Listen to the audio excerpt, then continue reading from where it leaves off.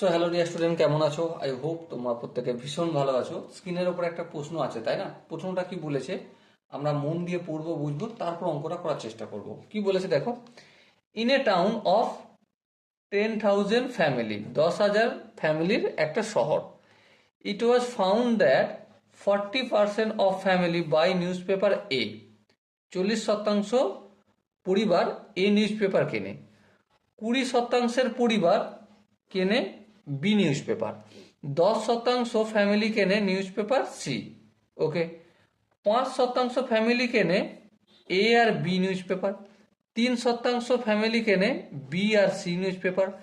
4% family কেনে A আর C newspaper. আর 2% ফ্যামিলি কেনে all three newspaper, A B C তিনটেই কেনে। তাহলে how the number of family which buy only a newspaper, কত কোনো ফ্যামিলি আছে যারা শুধুমাত্র এ নিউজ পেপার কেনে। এই টাইপের কোশ্চেনগুলো খুব সহজেই করা যাবে। কিভাবে? ভেন ডায়াগ্রামের মাধ্যমে। চলো ফটাফট করে ডায়াগ্রাম অঙ্কন করি। সাপোজ মনে করে এটা এ নিউজ পেপার কেনার ফ্যামিলি এ, এটা হচ্ছে বি নিউজ পেপার কেনার ফ্যামিলি, আর এখানে হচ্ছে এটা সি। এবার দেখো এ বি সি তিনজনে এখানটা কমন, তিনজন কত পার্সেন্ট কেনে? এখানটা 2%। তাহলে এই এখানটা আমি 2% লিখে দিলাম। বেশ। এরপর দেখো এ আর বি, এই নিউজ পেপারটা দুটো উভয়ই কেনে কতজন ফ্যামিলি? দেখো এখানে দেয়া রয়েছে নিশ্চয়ই। দেখো 5% family buy A and B, মানে 5%। তাহলে 2 যদি এখানে চলে যায়, অবশিষ্ট 3% এখানে হবে। 3 আর 2 5 হলো। তাহলে 5% এ বি নিউজ পেপার কেনা হলো। এবার দেখো এ আর সি বোথ, মানে এ আর C newspaper, both newspaper কেনে কতজন ফ্যামিলি? দেখো এসি কোথায় গেল? এই যে 4% ব্যক্তি এসি নিউজ পেপার কেনে। 4 মানে এখানে 2 হয়ে গেছে, তাহলে এখানে 2% হবে।